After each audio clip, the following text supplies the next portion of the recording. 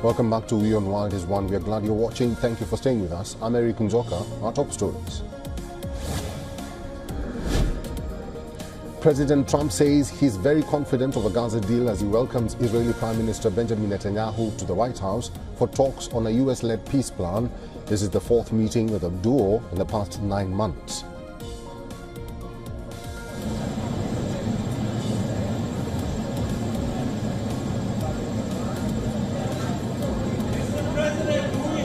President Trump, are you confident, sir, there'll be peace in Gaza anytime soon?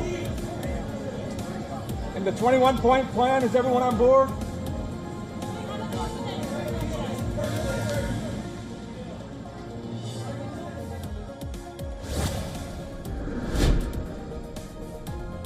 Reports say Israeli Prime Minister Netanyahu apologizes to Qatari Prime Minister Al Thani for attack on Doha. This while speaking in a phone call from the White House.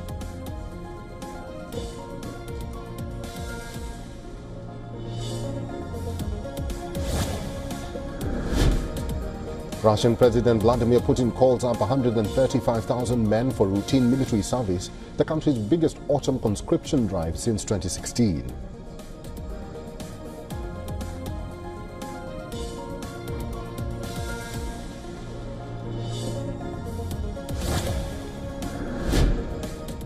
Ukrainian FPV drones shoot down a Russian attack helicopter in Donetsk Oblast. This is the second such incident after Ukraine brought down an Mi-28 chopper in August last year.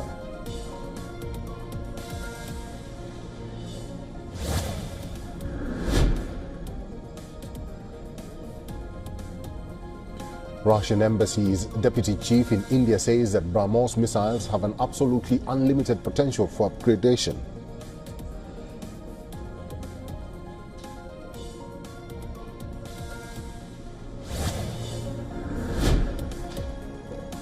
Reports say at least one dead and several injured in a firing during massive protests against government in Pakistan-occupied Kashmir. Opposition alleges forces fired on protesters.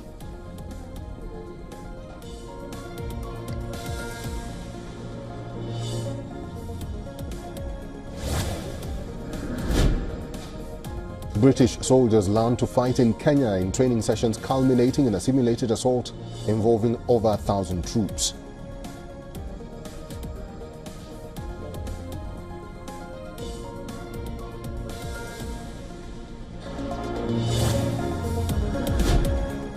President Trump threatens to impose a 100% tariff on all films produced overseas that are then sent to the US, repeating a threat made in May that would upend Hollywood's global business model.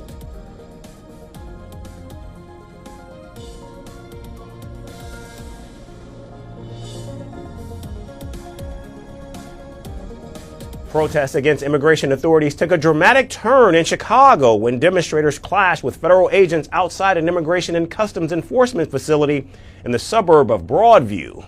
And what began as a rally quickly escalated when protesters surrounded a vehicle approaching the detention center, chanting slogans and blocking its path, forcing agents to respond with tear gas and pepper balls in order to disperse the crowd.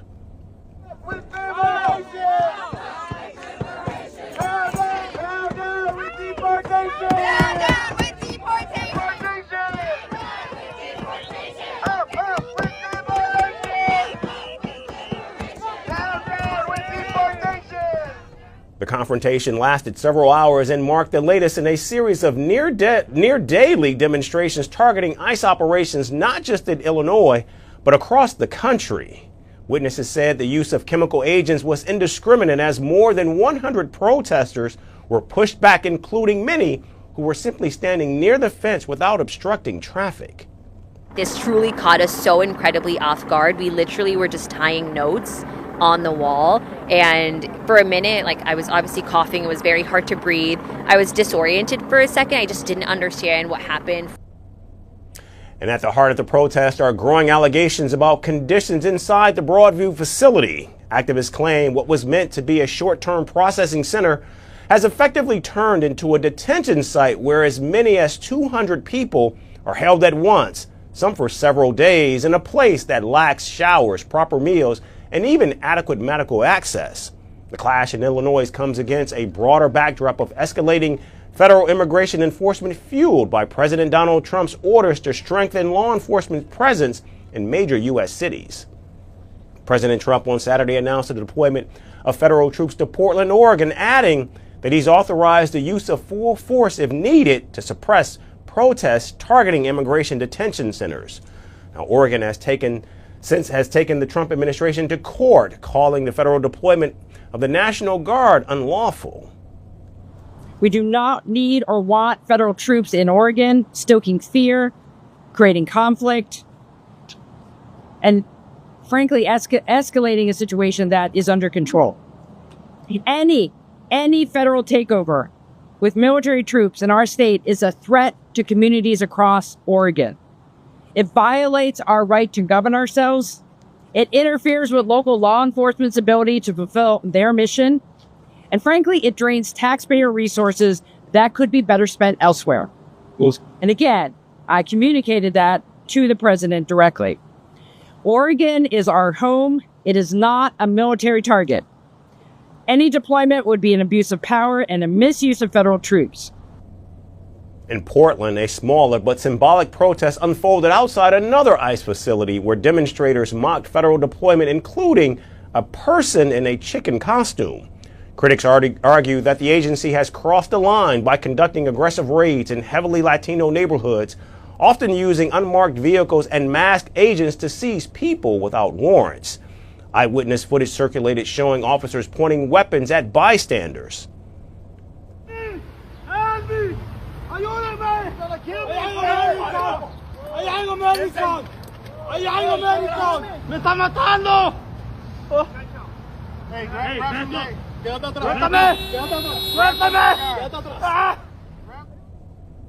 Recently, a 79-year-old Los Angeles business owner filed a $50 million federal administrative claim alleging he was body slammed and detained by federal immigration agents during a raid at his car wash. His attorney said he suffered serious injuries and was detained for 12 hours without medical treatment, only to be released without any charges. Last week, a woman was shoved and pushed to the ground by ICE agents at an immigration court. After the incident received intense backlash, an ICE official said that the officer who mishandled the woman had been relieved of his duty. In Boston, another woman with legal immigration status was injured during an ICE raid, according to a local immigrant advocacy group. And in Chicago, Portland, Boston, Los Angeles, the confrontations reveal a nationwide standoff over immigration enforcement. And as the clashes grow sharper and the rhetoric grows louder, it's only a matter of time before the confrontations reach their breaking point. All right, shalom, giving all praises and glory to our power, Yahweh, Bahasham, Yahweh, Bahasham, Chakodash. Double honors to the apostles, the bishops, and the elders of Great Millstone. Peace and blessings to the hopefully elect of the tabernacles of David scattered throughout the four corners of the earth, wherever you may be, to you I say shalom, Meshawah, shalom. I'm trying to be brief as possible. Sometimes you just always find things a little interesting there. And what I have here, it says, should be BrahMos, where the I is, should be an O. But what is the BrahMos missile all about? Okay, so this is referring to one of the clips that I have here in this evening's news. So it says the BrahMos missile is a supersonic cruise missile developed through a joint venture between India's Defense Research and Development Organization, DRDO, and Russia's NPO, Mashinostriniania, forming BrahMos Aerospace. So them two companies together forms BrahMos Aerospace. Its name is a portmanteau of India's Brahmaputra River and Russia's Moskva River. Okay, so I guess mashing the names together. The BrahMos is based on Russia's P-800 Onyx SSN-26 Strobel cruise missile family. It is designed to strike both land and sea targets with high precision. All right, key features and capabilities. The BrahMos missile is characterized by several advanced features. Supersonic speed. It operates at speeds of Mach 2.0 to Mach 2.8, making it one of the fastest cruise missiles globally. This high speed significantly reduces flight time, making it difficult to intercept by existing defense systems, and enhancing its destructive power due to kinetic energy on impact. Propulsion system. It utilizes a two-stage propulsion system. The first stage is a solid propellant rocket booster that accelerates the missile to supersonic speeds, after which a liquid-fueled ramjet sustainer takes over to maintain high supersonic velocity during the cruise phase. Range. Initially, the BrahMos had a range of 290 kilometers. Following India's membership in the Missile Technology Control Regime in 2016, India and Russia have gradually increased its range. Extended range variants now offer ranges of 350 kilometers, 450 kilometers, and up to 650 kilometers, with plans for 800 kilometers and even 1500 kilometer plus for future hypersonic versions. And that actually made me want to spark another question when I saw that, because I did read some of this. There's actually some, I can't remember if it was a missile or something, but somebody has something called the HEL, H-E-L. You can't make that up. I forget who it was, but I saw that the other day. Warhead. It can carry a conventional warhead of 200 kilograms for a ship-launched and land-based versions of 300 kilograms for the air-launched variant. Launch platforms. The BrahMos is highly versatile and can be launched from various platforms, including submarines, ships, fighter aircraft, and land-based mobile autonomous launchers, or ITELs. So they got it covered across the board. Guidance and accuracy. I'll jump down here. It operates on a fire and forget principle, requiring no further operator input after launch. That's beautiful. Now, ultimately, what I'm about to say here is referring to the nuclear missiles, but referring to Joel too. Okay, well, we always talk about how the Spirit of the Lord is going to have, be in those missiles, and He's going to have those angels guide those missiles to every coordinate. Okay, whether they were punched in correctly or incorrectly, it doesn't matter. The Lord's going to take over, man, and every missile is going to hit. Now, that's not what this is about, but it just made me think about that, because what it says here, it operates on a fire and forget principle, requiring no further operator input after launch.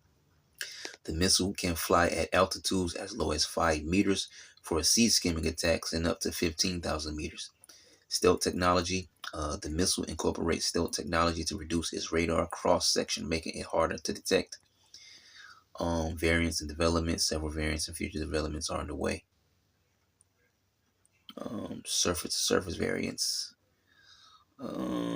Anti-ship and land attack versions for ship and land platforms, with Block 1, Block 2, and Block 3 upgrades offering enhanced guidance and maneuverability.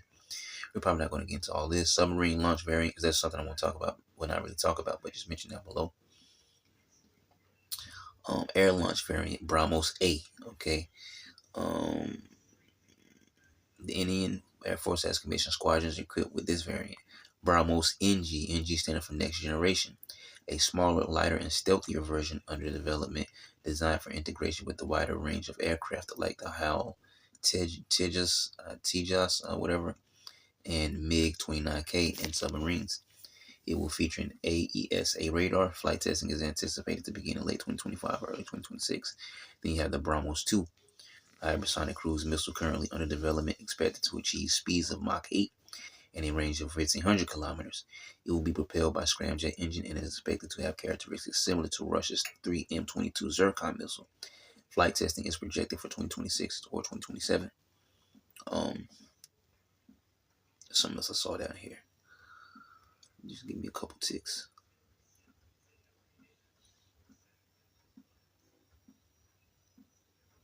Okay, yep, right down here. There's something I missed here. I think I missed. Maybe I didn't. It's mentioned something about the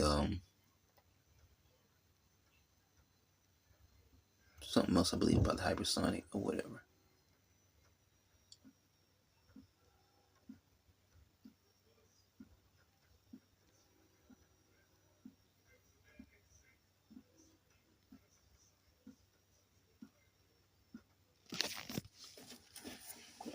Just trying to see if I can find it. I might not be able to. Maybe I passed it. Maybe I didn't get to it yet. There is something else though.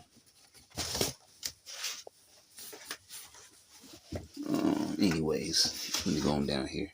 It's probably down below. I probably just didn't get to it yet.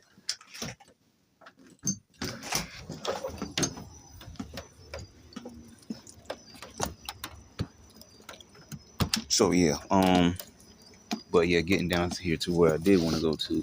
So it says the BrahMos missile system has been inducted into all three branches of the Indian Armed Forces, the Indian Army, Indian Navy, and Indian Air Force. It has been deployed along the line of actual control to deter aggression.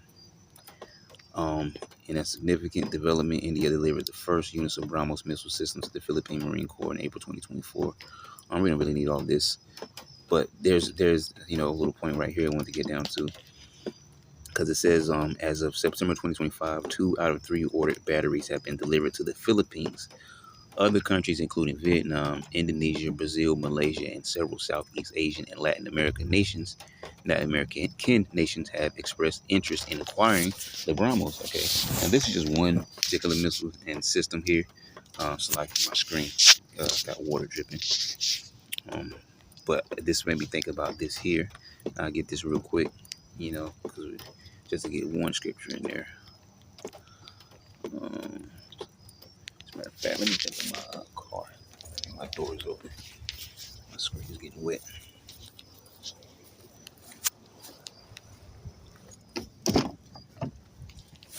Just get in there.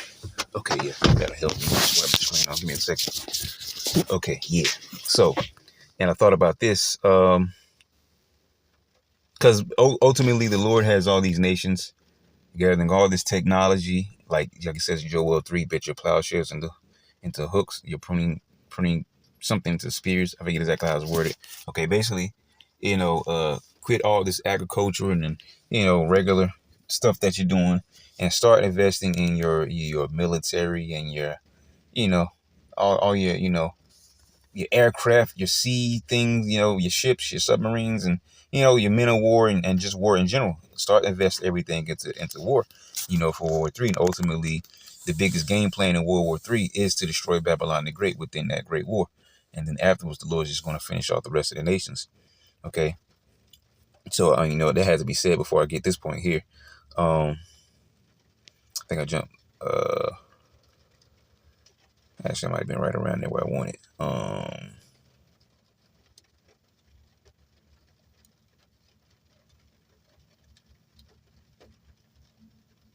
Actually, I might have passed it already then. Okay. Yeah. Let me slow down because I'm probably passing over and over. Okay. Oh, yeah, here it is. Yep. See, I knew it. Yep. Verse 10.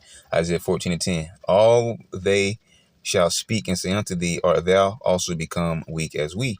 Or thou become like unto us? Okay. And so the point I was trying to make, because I want to find that scripture though real quick. The point I was trying to make, because like I said, this is just one small system, but you notice, which not all of these are, weak, but, sort of in a sense though. But all these strategic alliances is what's giving certain places, certain, military, offensive, and defensive capabilities from who they're strategically aligning with. Because you're either going with the side of Babylon the Great, or you're going with the side of, the BRICS nations, which is really, backboned by the bear, which is Russia. Okay. So right back here where it says, 2 out of 3 ordered batteries have been delivered to the Philippines. Okay, Philippines are not known for being, a very great army, as far as I know of. Okay, other countries, including Vietnam, Indonesia, Brazil, Malaysia, and several Southeast Asian and Latin American nations have expressed interest in acquiring the BrahMos. And mind you, again, what it said at the top of this little thing here is that this BrahMos is a joint Russia, I think it was Indian system. Okay, let me double check that. Yeah, India. Yep. So, and they're both part of the BRICS: Brazil, Russia, India, China, South Africa. So the BrahMos is a joint venture between Russia and India. And then you have these other smaller, weaker countries want some of this technology. See? So, and these all going to be used for what? World War III has now become as weak as we. See, America can't just go around boasting and bragging and, talking smack and just beat everybody up and just go back home. All right. That's not happening anymore. Okay. everybody's gaining equal footing, all right, in this battle. But it's still going to take, because of the technology that America does possess, it's still going to take all these nations to come up against her, all right? That's why they're going to launch their missiles together. But this is, mind you, once again, this is just one system. Incidents, we don't really need that. So I wanted to ask it another question. How far can the BrahMos reach? Actually, I should just ask what I wanted to ask it. We'll have to rearrange it when it does it. Yeah, I figured that. So let me just go and ask it what I want to ask it. Let me go back. And so I'll take this out. Can the BrahMos, I keep putting the probably the buttons. Can the BrahMos reach American shores?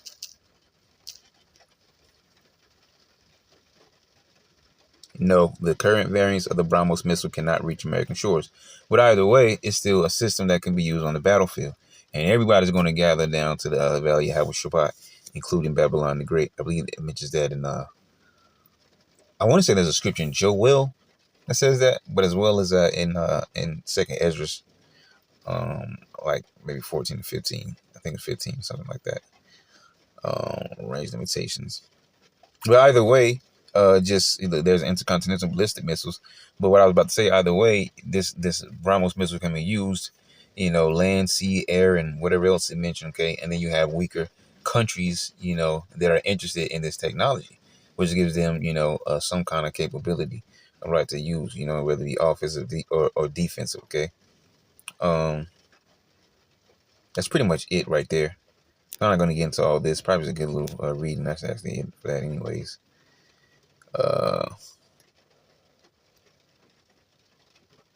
Even if BrahMos missile were somehow transported closer to American shores, its current launch platforms, ships, submarines, aircraft, land-based launchers are not designed for intercontinental deployment in a way that would enable a strike on the U.S. mainland from a distant location. But nonetheless, like I said, they can be used in, regular conventional war. All right, but they have the other answer right here, though. The ICBM, okay? That ain't gonna miss. The BrahMos is a cruise missile designed for precision strikes within a regional theater. It flies within the atmosphere for its entire flight path. Intercontinental ballistic missiles, on the other hand, are designed for long range. Yeah, we know that already. Yep, leaving the atmosphere, re-entering the atmosphere. Strike targets thousands of kilometers away. The BrahMos does not possess a range of flight. Yeah, so we already know that. All right, so yeah, so it's pretty much just summed it up for us. So yeah, that was it. I think there might be other news that I could briefly hit. This was the first thing that stood out to me, just because I was just curious about what the BrahMos is. It's not the most important thing. I was just curious about what it was. So if we do chop it up, we'll come back. But for now, I'll say shalom. Russian President Vladimir Putin is set to visit India this December. The focus will be back on oil and weapons. India's long-standing defense and energy partnership with Moscow has come under stress. But despite global pressure, India and Russia have maintained close-knit cooperation. One of the most successful India-Russia defense projects is the BrahMos missile. Speaking to WION's Sidhan Sibol, Russian Embassy's Deputy Chief of Mission has hailed the BrahMos program. He says the missile's tactical parameters have unlimited potential for upgradation, making it one of the strongest symbols of mutual defense partnership. On my background, you could see the BrahMos missiles also, which is also the part of our cooperation, and it has absolutely unlimited potential for upgradation in terms of its tactical parameters, and it is certainly one of the best examples of the advanced and trusted defense cooperation any two countries can ever have. The next generation of BrahMos is already in the pipeline, with an extended range reported up to 800 kilometers. It will be a sleeker version for greater mobility. India's indigenously developed Tejas multi-role aircraft will be able to carry 2 of these lightweight missiles. BrahMos is a supersonic cruise missile developed in the mid-1990s. It was developed by India's DRDO and Russia's NPOL. The missile has already been deployed by India in multiple cross-border operations and was exported to the Philippines in a $375 million deal. Other countries are also lining up to buy the BrahMos. Moscow is also open to jointly producing advanced systems, including fifth-generation fighter jets, with high-stakes Putin-Modi meeting on the cards. Russia and India may open new avenues of cooperation in defense and energy security. An international court of arbitration has temporarily blocked the sale of uranium stockpiles over a dispute between the Niger government and French mining group Orano. The court in Washington, D.C. on Friday ordered Niamey to halt the sale of the uranium, which Orano claims has been stolen from it. The court also ordered the release of Orano's representative, who has been held in custody since May. In December last year, Niger's military junta took control of Orano's operation as part of a wider push to regulate the mining of raw materials by foreign entities. Since coming to power in 2023, Niger's military rulers have expelled French troops and forged closer ties with Russia and Turkey. Orano claims that more than 1,000 tons of uranium concentrate worth more than $200 million haven't been exported. The court may not issue its final decision for months or even years. President Trump will be crashing an extraordinary gathering of America's top leaders tomorrow. Defense Secretary Pete Hegseth had ordered every one-star general and above to Quantico tomorrow for what was billed as a short speech on warrior ethos. Now the White House confirms the president himself will attend, a last-minute move that instantly overshadows Hegseth's role and adds a heavy layer of security. Trump told NBC News Sunday it's just a pep talk, quote, an esprit de corps moment to celebrate how well the military is doing. But with hundreds of generals and admirals summoned from around the world, some flying in from the Middle East and the Pacific, critics say the cost, the risk of having so much brass in one place, and the timing, just days before a possible government shutdown, all raise serious concerns. President Trump says a government shutdown is now looking likely after tomorrow. In a phone interview with CBS News Sunday, the president said he does not see, quote, how we're going to solve this issue before Tuesday's deadline. Negotiations remain at a stalemate, with Democrats insisting on health care funding in the bill and Republicans refusing to budge. Trump is set to host top congressional leaders this afternoon, Schumer, Thune, Johnson, and Jeffries, for one more round of talks. The House has already passed a stopgap bill to keep the government funded for 7 weeks, while Congress hammers out long-term spending. But unless there's a breakthrough, a shutdown will hit at midnight Tuesday.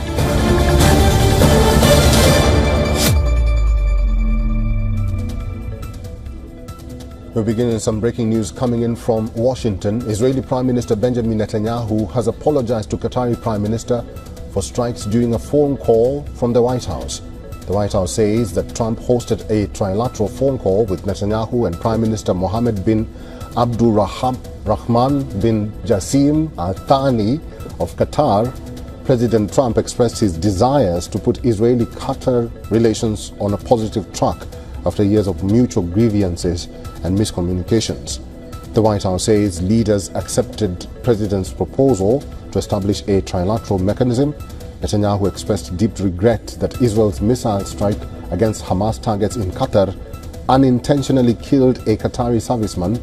The Israeli Prime Minister expressed regret that Israel violated Qatari sovereignty, affirmed that Israel will not conduct such an attack again in the future. The Prime Minister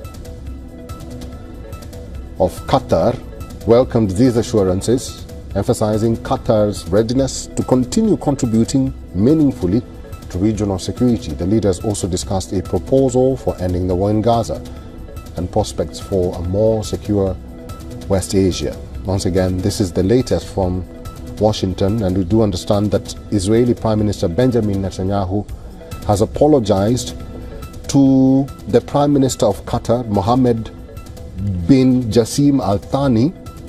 President Trump expressed his desires to put Israeli-Qatar relations on a positive track after years of mutual grievances and miscommunications. They did this in a trilateral phone call between President Trump, the Prime Minister of Qatar, and the Prime Minister of Israel. Now it's time for Vantage Shots, images that tell the story. Typhoon Boalo rips through Vietnam, killing at least 8 people. Smoke rises above Namibia's flagship national park as wildfires spread, and the Indian Army launches Vayu Samanvay to sharpen counter-drone operations. Finally, we are taking you back in history. On this day in 1938, Germany, Italy, Britain and France established the Munich Agreement. The agreement was aimed at appeasing Hitler. It allowed the Nazi annexation of Czechoslovakia's Sudetenland. We leave you on that note. Thank you for watching. We'll see you tomorrow.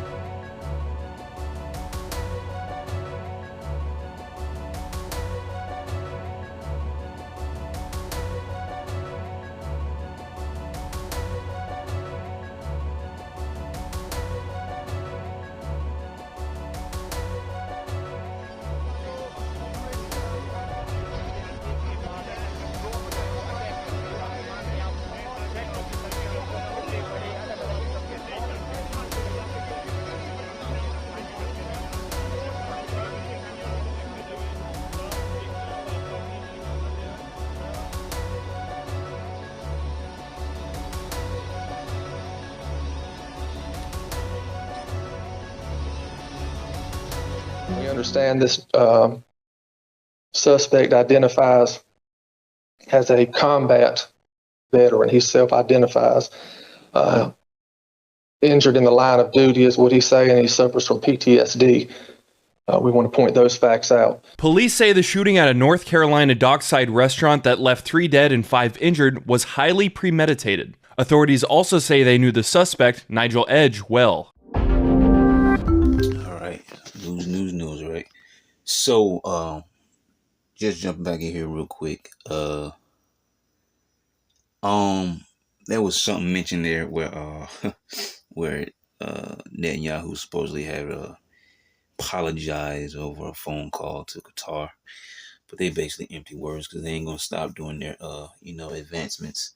The Greater Israel Project. Keep every time you turn around to talk of peace, but the scriptures say otherwise, the prophecies say otherwise. All right.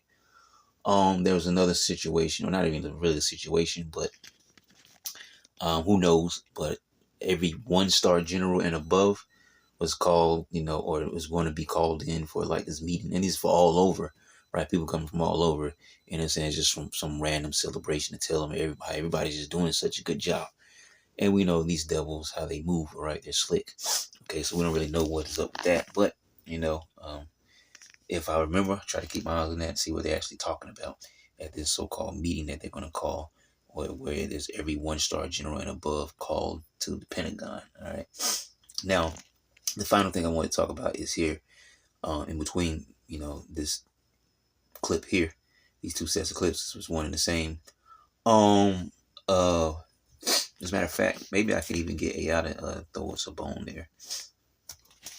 Because we can't really, we could play the news, but got my headset in.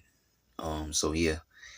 Because we just recently talked about I can never say her name right. The so-called Ukrainian girl that got the hokey pokey on the train, okay, by this Jake looking dude, okay. And so Carolina was trying to pass up through the ranks a particular law, and we talked about that the other day, and one of those things they talked about in it, which was bringing back executions, okay, which includes what? Electrocutions, lethal injection, possibly even firing squad. But if you want to get biblical with it, like it says in Revelation 24, at some point Esau is going to start to do beheadings, and that's not going to be a universal thing. But now we're not going to add the beheadings. I was just making a side note because that's not what it's talking about. But the other things before that is exactly what was in the thing here. And so you have another situation here at the North Carolina. Matter of fact, I was just putting that harbor. I think it was a dock or harbor. I just put harbor. I think dock was what I probably should put it. Harbor shooting. Okay. Matter of fact, put in September, because that's just happened. So if things like that keep happening in the Carolinas, they may actually feel compelled to actually go through with the Irlanders law, okay, whatever it's called. That name, the girl, that name's how you pronounce it, Ukrainian girl law, because they named it after her. So on the evening of Saturday, September 27, 2025, a shooting occurred at the American Fish Company, a waterfront bar in Southport, North Carolina, resulting in 3 fatalities and 5 injuries. The suspect, identified as Nigel Edge, 40, allegedly opened fire from a boat into a crowd of patrons at approximately 9:30 p.m. Okay, Edge was apprehended about 30 minutes later by a U.S. Coast Guard crew as he was pulling his boat from the water at a public ramp in Oak Island. He almost got away, didn't he, where he resides. He has been charged with 3 counts of first-degree murder, 5 counts of attempted first-degree murder, and 5 counts of assault with a deadly weapon. Authorities include, hold on, one second. I'm gonna copy that. Authorities including Southport Police Chief Todd Coring described the attack as highly premeditated and targeted, which is what it said in the news clip, though a specific motive has not been publicly released. Edge, a decorated Marine combat veteran and a Purple Heart recipient who served in Iraq from 2003 to 2009, reportedly told police he suffers from post-traumatic stress disorder. See, that goes along with the whatever the damn girl's name is, that chick's law, okay? Because there's a portion in there talking about people getting mentally evaluated and stuff like that. So now, I got PTSD, okay? I pum these people because I got PTSD. Okay, I'm a Purple Heart Marine combat veteran, okay? But regardless of what he is or ain't, okay, if they want to pass through this law, situations like this give them more fuel for that fire to give it the finalization on it. Okay, so we're kind of watching this thing here. Like I said, Carolina's just one place, small thing. Okay, but small thing can grow big, just like with troops, right? Troop went to one place, then troops started to go all over. Small thing turned big. Okay, ICE went to specific areas. Now ICE is damn near all over because they're not exactly everywhere yet, but they're damn near all over. Small thing to a big thing. Okay, taking little steps. Don't I always mention the cogwheels? Okay, the smallest cogwheels matter the most because that small, tiny cogwheel connects the large one to the medium one, and that's tiny wheel in between is what turns both. It says that he was injured in combat. He legally changed his name from Sean de Beauvois in 2023 and has a history of filing numerous lawsuits against local authorities and other entities, often citing perceived grievances and delusions. The victims' identities have not yet been released, and some reportedly tourists. Okay, so let me grab this name here. Sean de Beauvois. Okay, and I'm going to just type in Nigel Edge. Okay, let's see if I can pull up a picture of this guy. Nigel Edge. Wow, this dude.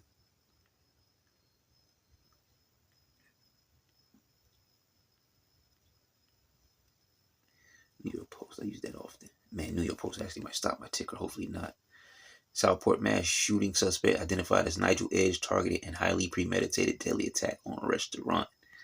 The madman, right? Straight Edomite. Look at this dude. Okay, targeted a crowded dockside restaurant in a highly premeditated mass shooting in North Carolina. I don't have to read all that. I just want this dude's face. Okay, excuse me. Add. Was that it? I guess the article was short. It's a big ass pizza. Okay, let me get out of this because all this stuff happening on the screen is gonna stop my ticker. But yeah, you see this dude right here. Okay, look at that guy. Okay, now that's Nigel Edge. So I know what he looks like now. I'm not sure if they showed him in the news clip. I didn't get to watch all of it. Let me pop up. There it is right there. That's why I saved it. Sean de Beauvois. So just pull up the same thing. But he changed his name.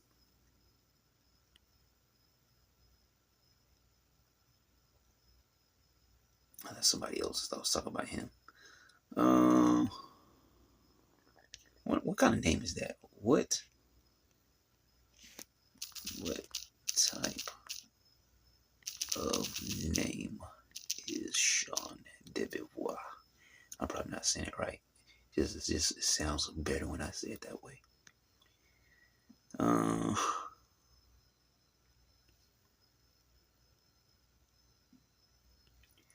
Okay, so de Beauvois is a surname probably related to the French city of Beauvoir. And it's not really telling us anything though.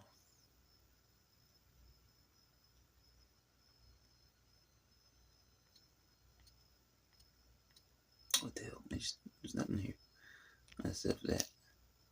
Yeah. Why he changed his name? Tell us so. Legally changed his name in 2023. Get some of this stuff off the screen.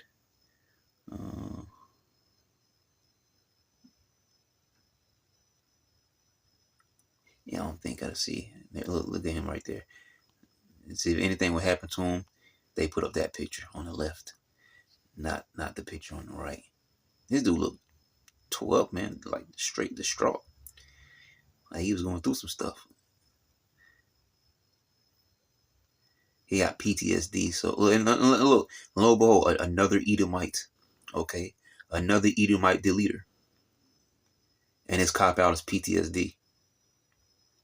But they rallying up against Jake over Carly Cirque.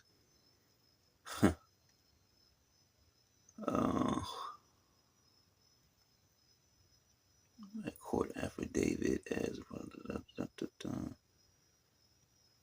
there's really no back history on. And guys like this is like Jason Bourne, man, a soldier that went haywire. Which Jason Bourne was exactly. He didn't go haywire. He actually malfunctioned, but you get my point. It's not the opposite of Jason Bourne, but it's still in the same realm of things, man. All this combat training or whatever the case may be. A Purple Heart Marine veteran with PTSD. And so he went and, blickied up a boat of people or a bar of people or whatever. Edge wrote in the petition to change his name that there are a lot of events in my life that I don't understand. He then writes, therefore, I do not trust my family and I will feel more comfortable starting my life in a new path with a new name. So that's what he says there.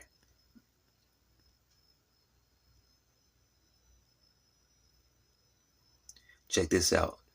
Nigel Max Edge was apprehended by the U.S. Coast Guard in North Carolina from his home in Oak Island.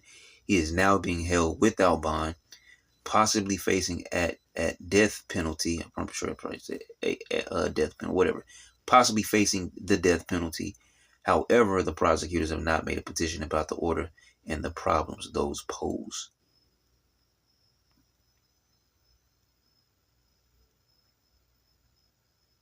His last assignment was with the Wounded Warrior Battalion East at Camp Lejeune. I'm making sure that his primary role was an assault man and a reconnaissance soldier. So this dude knew exactly what he was doing, man. PTSD my ass. He was out there getting that intel. He knew where these people probably would be. This dude went back to pulling this boat in at the place that he stayed. Okay. He was promoted to the top, promoted to the rank of sergeant. Yeah, he was well trained.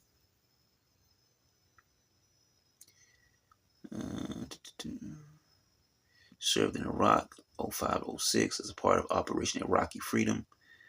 Additionally, records also reveal that he was shot during his service and suffered massive nerve damage. A bullet is still lodged in his head, a record shows. He now faces a potential death penalty with his first court appearance taking place earlier on Monday at 2 p.m. That's probably it. Yeah, I don't think there's anything else. All right, so we got enough on Sean Debevoise, Nigel, whatever his name was. Okay, so just something I thought was interesting because we just recently went into that eeriness law. Okay, and the point I was making is if situations like this keep happening, they're going to have plenty of fuel and fire to say, yeah, let's do this law. Okay, because that did happen in North Carolina. I think it was Charlotte, something like that. Okay, so yet another situation. So don't be surprised if you see yet another pop-up shooter and it's in the Carolinas. But that's it. Shalom. He frequently hung out on our pier. Our employees knew him. And so, yeah, we were just familiar with him. He has filed a lawsuit, numerous lawsuits on the town, on the police department within the last couple years. The shooting happened Saturday night near a popular stretch of restaurants on Southport's waterfront. Police say Edge piloted a boat close to the shore, then began firing into the crowd. Edge faces 3 counts of first-degree murder, 5 counts of attempted first-degree murder, and 5 counts of assault with a deadly weapon. For Straight Arrow News, I'm Jack Henry.